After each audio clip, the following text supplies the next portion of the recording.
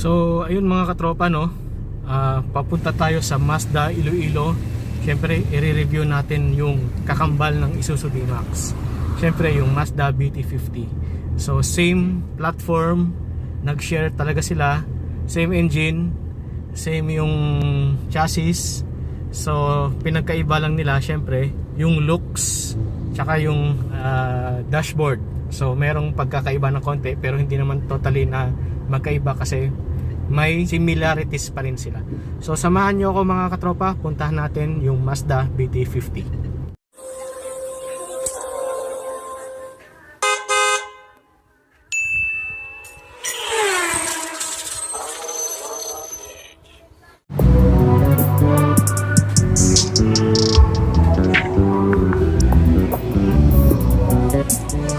So what's up mga katropa? Welcome dito sa loob ng Mazda Iloilo sa kanilang kasa. So ito ay matatagpuan dito sa Barangay Sambag, Haro, Iloilo City. So itong i-review natin sa araw na to ay itong Mazda BT50 Pangolin Edition. So siya ay limited edition na siya mga katropa. So konting unit lang siguro yung kanilang gagawin para sa model na to. So sa mga buyers natin ng Mazda dyan, pumunta na kayo dito kasi baka maubusan kayo. Let's go!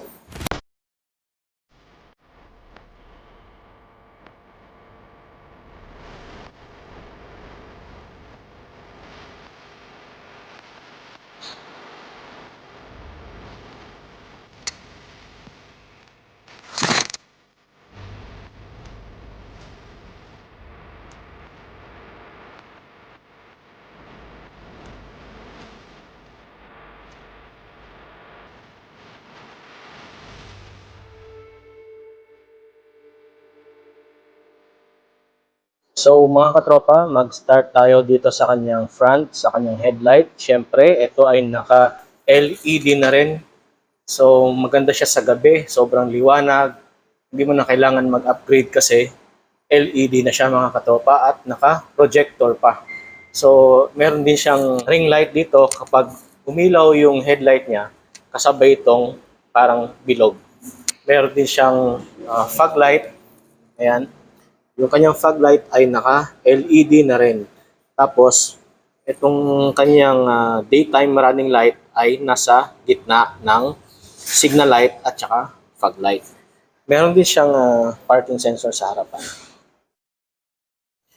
So, mga katropa, nandito tayo sa kanyang front grille. So, ayan yung makikita nyo. Meron siyang chrome accent dito sa kanyang headlight patungong grill, pababa, hanggang dun sa dulo, tapos akyat uli, tapos dito. So, para siyang diamond shape yung kanyang bumper. Tapos, yung kanyang Mazda logo, malaki, chrome, tapos dito, naka-silver accent, tsaka black combination. Tapos, yung kanyang intercooler ay napakalaki. Kung makita nyo sa loob, ayan. Yan yung kanyang intercooler mga katropa. So let's go mga katropa. Dito tayo sa kanyang side. So kung makita nyo yung kanyang side na fairing, mapapansin nyo meron siyang block dito na naka-install sa Pangolin Edition. So meron siyang fender flare na matte black. Siyempre kasi dahil naka-built-in na siya, meron na siyang rubber na nakalagay dito para hindi pasukin ng tubig. Yung mga katropa, dito tayo sa kanyang front mags or yung lahat ng kanyang mags. Siyempre, dahil ito ay Pangolin Edition, meron siyang logo ng Pangolin. Ito ay ginawang model ng Mazda para sa preservation ng Pangolin. Ayan. Tapos, naka-rota yung kanyang aluminum mags. So, maganda yung design. Multi-spoke siya mga katropa. Ayan. So, gloss black, 6 studs, 6 yung kanyang tornilyo dito.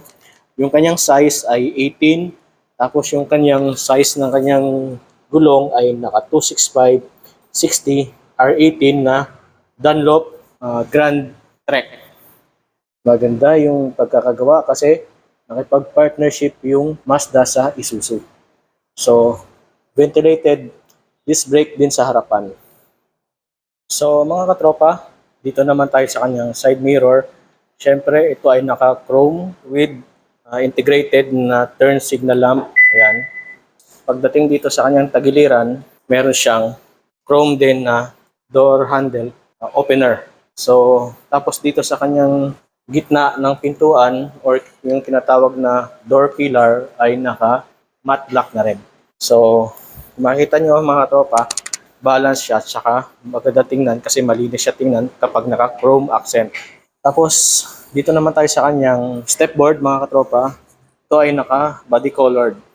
So, pag sinabing body color, kung ano yung kulay ng kanyang body paint, ganun din ang kulay ng kanyang stepboard accent sa tagiliran. So, kagaya siya talaga ng Isuzu D-Max na 4JJ3. So, dito naman tayo sa kanyang bed mga katropa. So, dahil ito nga ay Pangolin edition, so meron siyang bed extender. Tapos, naka-lip spring, syempre yung likod dahil ito ay pick-up, dapat naka-lip spring kasi para sa cargo or mabibigat na karga. So, yan mga katropa. Itong Pangolin edition, syempre, hindi mawawala itong bed cover. So, limited lang siya mga katropa, hindi ka nito makakabili sa mga accessory shop kasi exclusive lang ito dito sa Mazda kasi naka-built-in na siya sa Pangolin edition. So, silipin natin sa likuran mga katropa. So, ayan mga tropa. So, hindi mababasa yung gamit nyo dito sa loob. Tapos, kapag gusto nyo naman mag-fold, kunyari may kakarga kayo na matataas na bagay or pwede nyo karga yung motor nyo. So, pwede siya ma-fold. So, ito, hilahin nyo lang to. Itong parang string. Yan. Tapos, ganun din sa kabila. Mafo-fold nyo na siya. Hanggang dun sa dulo. Yan. So, ayan yung itsura niya. Ayan. Kung mag-lock, push nyo lang. Ayan. Tsaka mga tropa, ito ay sealed sa tubig. No? Kahit malakas yung ulan, hindi ito mababasa sa loob kasi meron siyang rubber dito. So, syempre, naka-tailgate assist na rin siya. Exclusive na siya sa Pangolin edition. So, ito, papakita ko sa inyo kung gaano siya kagaan. So, tara, subukan natin. Ayan siya mga tropa, sobrang gaan niya. Kahit isang daliri lang yung gamitin nyo, kaya nyo siyang i-lift. Kahit bata na 3 years old, kaya siyang buhatin. Pwede na! So, dito lang siya sa Pangolin edition ninyo makikita. So, ayan siya mga tropa, napaka-easy access talaga. Pag nagkarga ka ng gamit sa loob, hindi mo na kailangan magbuhat ng mabigat kasi easy lift lang siya mga tropa dahil powered by tailgate assist. So, ayan. Isang daliri. Yan. Napaka-easy. So mga katropa, dito tayo sa kanyang rear bumper. Ito ay naka-body colored. Siyempre, pag body colored, same sa color ng body niya. Tapos, dito ay merong stepboard or rear step. So, ito yung kanyang plate number. Tapos dito yung kanyang plate light. Tapos ito ay naka-plastic pero hindi siya madulas. Tapos, meron siyang 4 na backing sensors. Yan. Siyempre, hindi mawala yung rear camera. So, mga tropa, dito naman tayo sa kanyang likuran. So, nandun yung kanyang third stoplight or kanyang high mount na tail light. So, meron siyang third brake light, mga tropa. Yan. Tapos, ito yung nagsisilbing spoiler niya. Maganda siya tingnan. Ayan, o. Diba? Combination siya ng matte black at saka white. So, dito tayo sa kabilang bahagi ng sasakyan. So, meron siyang roof rail. Ayan. So, kung maglalagay ka ng additional na accessories para sa cargo, pwede ka maglagay dito ng roof rack. So, mga katropa, natapos natin yung ikutin yung exterior ng sasakyan. Subukan naman natin sa loob. So, ito yung kanyang lock tsaka unlock button. So, nakalock siya. Pag pinindot mo siyang isa, doon na siya magbubukas. So, ito nga pala yung kanyang remote. Same din siya sa Isuzu. Ayan. So, Mazda lang yung nakalagay na logo. Same na same talaga sila sa Isuzu. Ayan.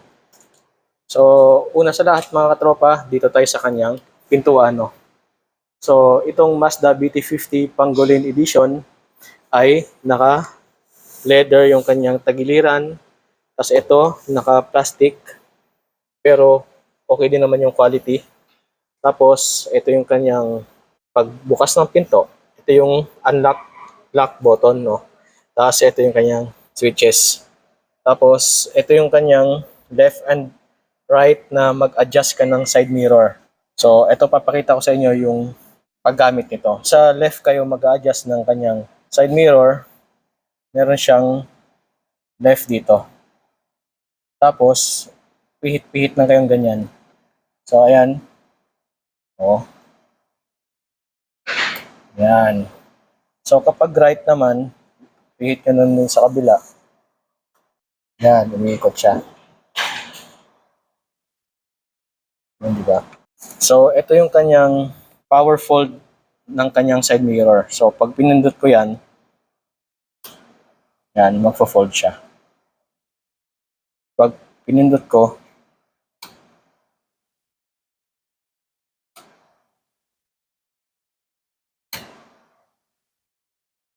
so, ayun siya mga katropa. So, meron tayong door locks, lock, tsaka unlock. Meron tayong window na lock para hindi mabuksan ng mga bata yung bintana. Kasi delikado sa mga bata kapag hindi nakalock to, pwede silang maipit sa leeg kapag pinaglaruan nila yung mga buttons ng window. So, meron siyang lock. Pag nilock siya, lahat ng bintana hindi nila maibababa. Safety feature na rin siya para sa mga bata para hindi sila maipit. So, ito yung kanyang window switch. Yan, 4. So, automatic down siya, isang pindot. Bababa na siya. Tapos, automatic up din siya mga katropa. Ayan. So, dito tayo sa loob mga katropa. So, ito, makikita nyo yung kanyang instrumental panel. So, push start button siya mga katropa. Unang pindot, iilaw yung panel niya. Ayan. Tapos, isang pindot, mag-o-on yung lahat ng accessories niya or yung system. So, kapag inapakan niyo yung brake, tsaka pinindot niyo yung start button, siya ay aandar yung makina. So, ayan, makita niyo mga katropa, yung kanyang multi-information display. So, ito yung kanyang RPM, revolution per minute. Ito yung kanyang park na light na indicator, seat belt. So, check engine. Ito yung kanyang handbrake. Tapos, battery, oil. Nakabukas yung dalawang pintuan. Yan yung indicator. Tapos, ito yung kanyang temperature, fuel gauge. Tapos, yung park, reverse, neutral drive, tsaka yung manual, sports mode. Siyempre, ito yung kanyang digital din na speedometer. Tapos, ito yung kanyang watch, yung kanyang time. Ito yung kung kailangan mo na magpa-service, so lalabas yung indicator na to. So meron siyang analog na speedometer kasi ito naka-digital to yung type niya. Ito yung digital na speedometer, ito naman yung analog type na speedometer. So dito tayo sa kanyang steering wheel mga katropa, meron siyang audio control. Ito yung kanyang volume, plus tsaka minus na volume, magnex, mode, silent, answer call, voice command, tsaka ibaba yung tawag. Tapos dito naman sa kabila, meron siyang cruise control. Ayan. Set kung anong speed ang gusto nyo. Okay. Reset, cancel. Ito yung kanyang menu. Select. Tapos okay. Let's go sa kanyang dashboard. So ito ay naka touchscreen. Tapos 8 inches yung kanyang monitor. Tapos meron na siyang radio, USB, iPad, Bluetooth. Tapos meron siyang phone, mirror link, Miracast. Tapos dito yung kanyang volume, yung back, ito yung kanyang home, yung on-off, mag-next, answer call. So ayan mga katropa. So kapag umilaw yan, white yung kanyang dashboard light. Dito tayo sa kanyang aircon na switches, no? Para siyang piano touch. Yan, piano touch siya mga tropa. Yan, kapag pindot-pindot ka lang dyan, para ka lang nagpa-piano. So meron ditong temperature na cool, tsaka hot, aircon on. Meron siyang sign dito na ililipat mo yung aircon sa yung buga ng aircon sa paa or sa harap or sa mukha mo. Pwede yan. Off yung aircon. Ito yung mag-adjust ka ng fan. Ito yung auto climate control. Tapos ito yung kanyang defogger, dual zone aircon. Syempre, dahil naka-dual, meron din siyang adjustment sa passenger side. So, ito ay Pangolin Edition 4x4 mga tropa. So, ito yung kanyang 4x4 knob. 2 high, 4 high, 4 low. Ayan. So, meron din siyang USB dito. Ayan mga tropa. Tapos, meron siyang cigarette na socket. Pwede ka rin ditong maglagay ng car charger kung gusto mo. So, yung space dito malawak. Pwede ka maglagay ng pera, cellphone, o kung ano pang bagay na pwedeng kasya dito. Tapos ito yung kanyang gear stick. So, PRND. So, meron siyang hill descent control, D-flock. Tapos meron ditong front parking sensor. Tapos meron siyang parang heated seat. Kapag malamig yung panahon, para uminit yung upuan nyo, ayan, pindutin nyo lang. Silipin naman natin yung kanyang center armrest. So, ayun mga tropa, malalim yung kanyang center armrest. Yung kanyang console box dito mga tropa. So, leather, soft material para hindi masakit sa siko. So, dito tayo sa kanyang glove box mga tropa. So, dito tayo sa kanyang glove box mga tropa. So, leather yung kanyang design pero plastic siya. So, kapag pindot, aangat siya. So, malalim, same sa D-Max, malalim yung kanyang glove box sa loob. Ayan. Tapos, dito sa kanyang dashboard,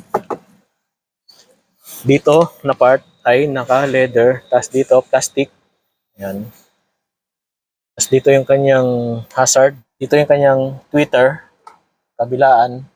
Tapos maganda yung kanyang handle grab dito kasi kulay black siya. Tapos meron siyang airbag din dito mga tropa. Yan, naka-airbag. Tapos may airbag din dito sa kanyang steering wheel. May airbag din dito. Tapos meron din siyang airbag dito. Napapaligiran ng airbag. So, safe na safe talaga siya mga tropa. Tropa, meron siyang roof-mounted na speaker, live surround sound. So syempre yung kanyang ceiling, kulay black. Napakaganda pala nito sa interior mga katropa. Parang talagang premium na premium, no? So bilangin natin yung kanyang cup holders. So 1, 2, 3, 4. So as I expect, dahil same sila sa Isuzu D-Max, hindi nila nilagyan dito ng cup holder. Kasi sa Isuzu D-Max at sa ibang sasakyan, may cup holder dito. Sayang, no? Hindi nila nilagyan ng cup holder kasi malaking bagay yan. Lalo na pag nagbiyahe ka ng malayo, di iinit yung yung inumin mo, no? Malamig siya kapag bumabiyahe, kapag meron sanang cup holder doon. So, let's go mga tropa. Dito tayo sa kanyang ceiling. So, meron siyang map light. Ayan, push nyo lang yan. Tapos, meron din siyang sunglass holder. So, yan. Dito nyo ilalagay yung sunglass nyo. Ayan. So, mga katropa, tingnan natin yung kanyang material na kanyang leather, no? So, siya, parang mahogany yung kanyang kulay. Tapos, yung kanyang stitching ay same color. Tapos, ito yung may stitch din dito. Dito. Tapos, dito yung kanyang bolster type seat. Ayan. Bolster type seat siya mga tropa. Parang sa mga race car. So, ayan. Malaki yung kanyang bolster seat. So, syempre, 8-way seat adjustment. Front, back. Ito yung part na to. Bababa yung kanyang sa may hita banda. Tapos, dito naman na side. So, yung pinakaupuan naman niya yung aangat.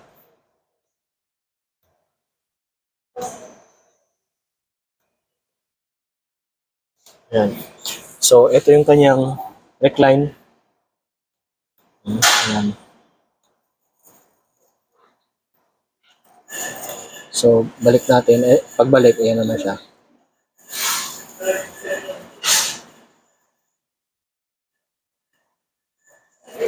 Ayan, di ba? Humihiga siya mga katropa.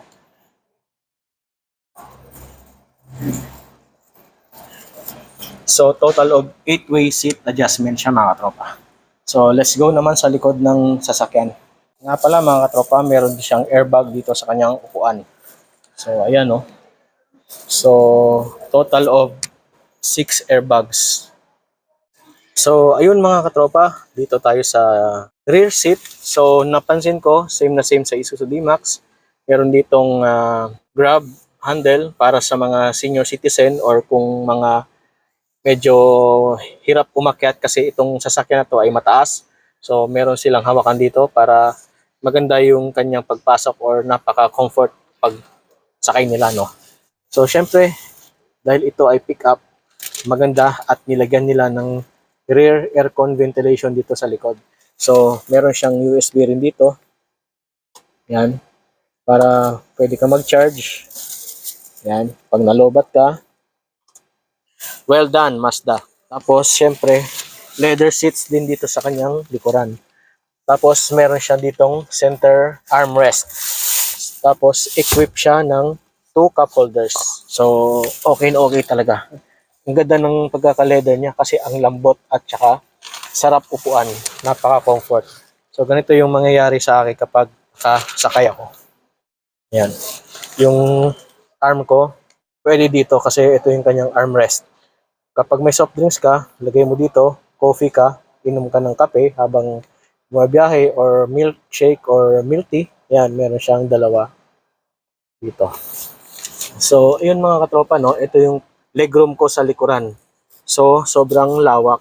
So, tingin ko, 2 fist at kalahati yung space ko. So, napaka-lawak. Ayan mga katropa. Napaka-relax ka dito sa likuran kasi yung space niya, napaka-comfort kasi malaki yung space ng tuhod mo. Ayan. Pwede kang mag-D4. Ayan o. O, diba? Ayan o. Saan ka pa? Para kang nakasakay sa SUV. Kasi pag dito ka sa loob, feeling mo SUV yung sinasakyan mo, hindi pickup. So mga katropa, sa dimensions at weight naman tayo. So itong Mazda BT50, overall length niya is 5,280 mm.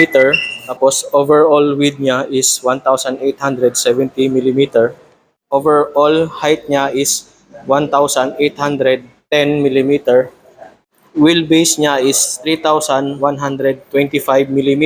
Gross vehicle weight is 2,600 kilograms.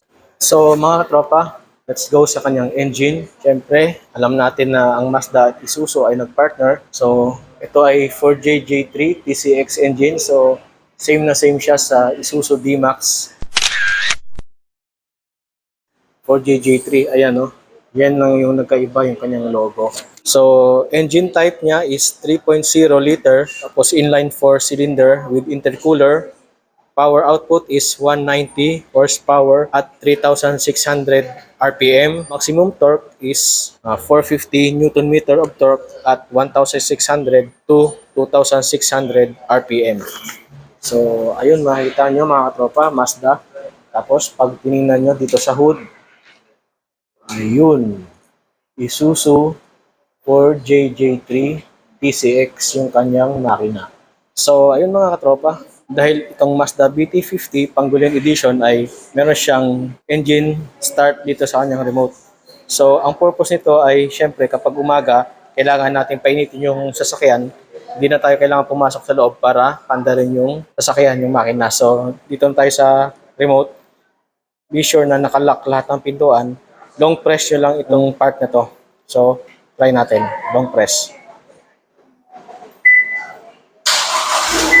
So, ayun mga katropa. Mandar na yung kanyang makina. So, ayan, narinig nyo. So, ang purpose nun is to preheat your engine sa umaga or kung malamig yung makina, so hindi nyo na kailangan pumasok sa loob para paandarin pa yung engine. So, dito na kayo. So, kapag umaandar yung makina, automatic na nakalock yung kanyang pintuan. Lahat ng pintuan niya, automatic maglalak siya. Yan. So, kapag mag-off naman kayo mga katropa, so press nyo lang itong unlock button. So, ayun mga katropa. Patay na yung engine. So, napaka-silent ng tunog ng 4JJ3 mga katropa. So, sobrang nagandahan talaga ako dito sa engine ng 4JJ3 kasi napakatahimik ng makina. So, ayun mga katropa, natapos na natin ikutin yung Mazda BT50 Pangolin Edition. So, ito ay nagkakahalaga ng 1,908,000 mga katropa. So, Iloilo price siya. Ito ay 3.0 liter 4x4 automatic transmission. Saan ka pa, di ba? Sa halagang 1.9 million, may uwi mo na tong Mazda BT50 Pangolin Edition 2. So, itong kulay na to ay icy white. So, siya yung top of the line limited edition ng Mazda BT50. Siyempre mga katropa, bago natin tapusin itong vlog na to, siyempre, nais kong pasalamatan si Sir Benjamin Jesus D. Boluso. Siya ay branch manager dito sa Mazda Iloilo.